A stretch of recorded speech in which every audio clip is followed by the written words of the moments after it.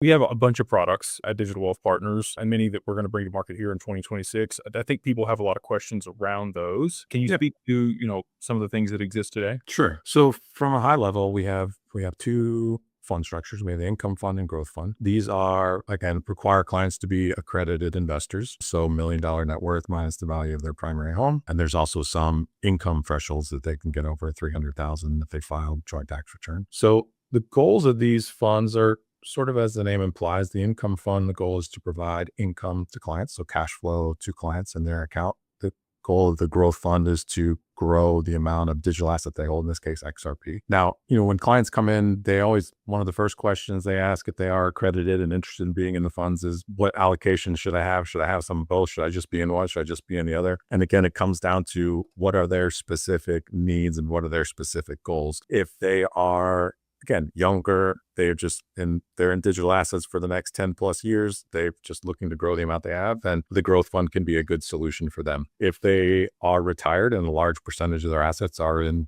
digital assets, then the income fund can be a good solution because it is again providing cash flow to them so they can help fund their lifestyle needs. And then some clients, obviously, it will make sense to be, some mix of that. They may not be retired, but they want some cash flow maybe to offset AUM, or again, maybe they just have a large chunk in, you've alluded to, what's the term you use? You're like digital asset rich, but cash poor.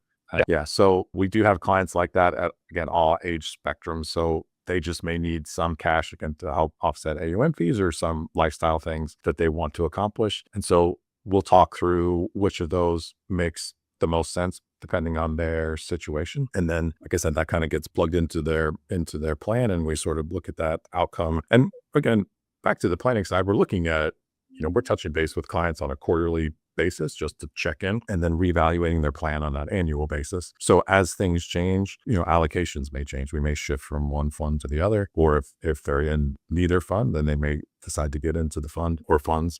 So again, very dependent kind of on what the client needs are at the time.